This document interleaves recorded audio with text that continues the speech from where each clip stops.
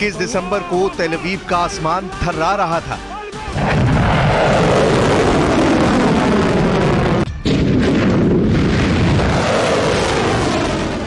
इक्कीस दिसंबर को इजराइल का खौफ देखिए।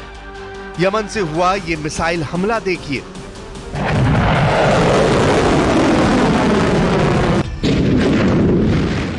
क्योंकि ये मिसाइल अटैक नेतन्याहू बार बार अपनी टीवी स्क्रीन पर देख रहे हैं। नेतन्याहू देखकर हैरान है कि यमन के हूती इतना सटीक हमला कैसे कर सकते हैं। नेतन्याहू बेचैन है कि अगला हमला हुआ तो इजराइल को कैसे बचाएंगे।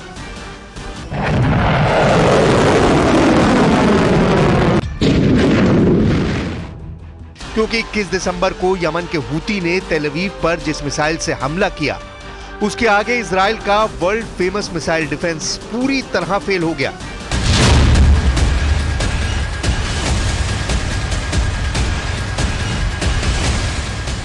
क्योंकि यमन की हाइपरसोनिक मिसाइल तेल अवीव पर ऐसी गिरी कि धमाका व्हाइट हाउस में भी सुना गया।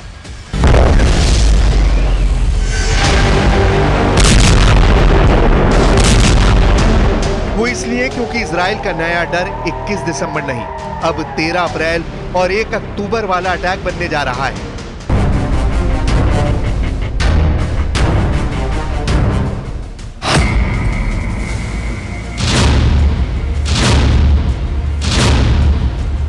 तेरह अप्रैल 2024 को इजराइल पर 300 ड्रोन और मिसाइलों से हमला हुआ था। तो 1 अक्टूबर 2024 को ईरान ने इजराइल पर 200 बैलिस्टिक मिसाइल फायर की थी। अमेरिका और इजराइल का नया डर यह है कि 13 अप्रैल को इजराइल का एयर डिफेंस जूझता हुआ नजर आया। 1 अक्टूबर को इजराइल का एयर डिफेंस पूरी तरह फेल हो गया और अब 21 दिसंबर को जब यमन से सिर्फ एक मिसाइल फायर हुई उसे भी इजराइल नहीं रोक पाया। डर यह है कि ईरान ने 13 अप्रैल और 1 अक्टूबर को जो हमला किया उससे सबक लेकर ईरान ने इजराइल के एयर डिफेंस और मिसाइल डिफेंस की पूरी जानकारी यमन के हूती लड़ाकों तक पहुंचा दी। यही वजह है कि जब यमन ने 21 दिसंबर वाला मिसाइल अटैक किया तो इजराइल का मिसाइल कवच यमन के हमले के आगे नाकाम हो गया। अब नेतन्याहू का नया खौफ यह है कि अगर यमन की एक मिसाइल को रोकने में इजराइल नाकाम रहा तो ईरान अगर फिर से 200 मिसाइलों से हमला करेगा तो इजराइल कैसे बचेगा।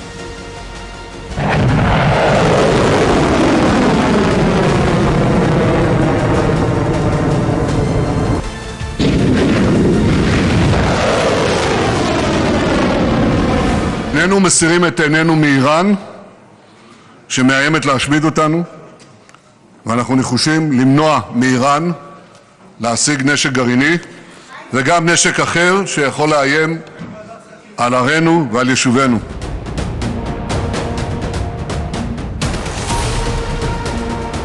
नेतन्याहू ईरान की मिसाइल टेक्नोलॉजी को लेकर इसलिए तनाव में है क्योंकि यमन से जो मिसाइल फायर की गई उसे रोकने में अमेरिका से मिला थार्ड सिस्टम भी फेल हो गया। थार्ड सिस्टम अमेरिका का सबसे अचूक और दुश्मन के हर वार को रोकने की सबसे बड़ी गारंटी माना जाता है।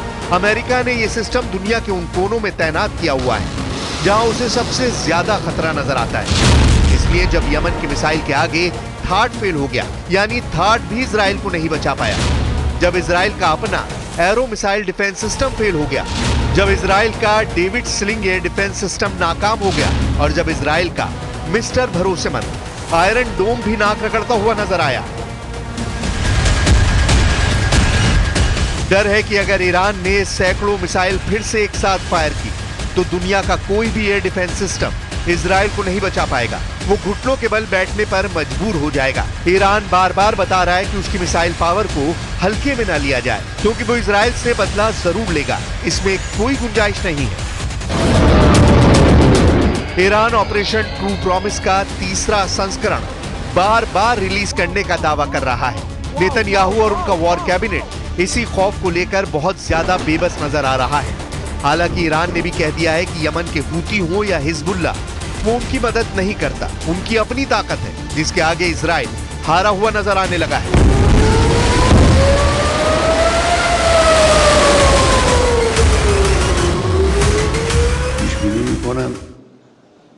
این حادثه سربرآوردن یه مجموعه شرافتمند قوی در سوریه هم اتفاق خواهد افتاد.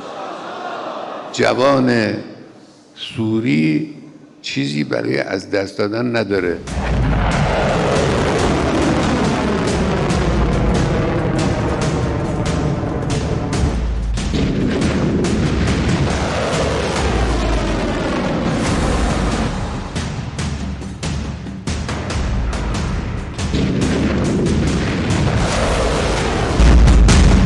इसमें कोई शक नहीं कि अब तक इजराइल के एरो और आयरन डोम दुनिया में मशहूर हुए हैं। ये इजराइल के बहुत ही सटीक एयर डिफेंस सिस्टम माने जाते हैं। आयरन डोम ने अब तक हमास की तरफ से दागे हुए हजारों रॉकेटों को मार गिराया है, लेकिन उसके सामने अब बड़ी मिसाइलों का चैलेंज है, जो ईरान के पास भी है और यमन के हूती लड़ाकों के पास भी।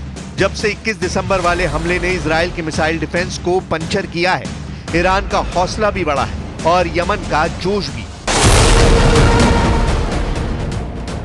दोनों के पास बैलिस्टिक मिसाइल है जो इजराइल को अपनी रेंज में रखती है।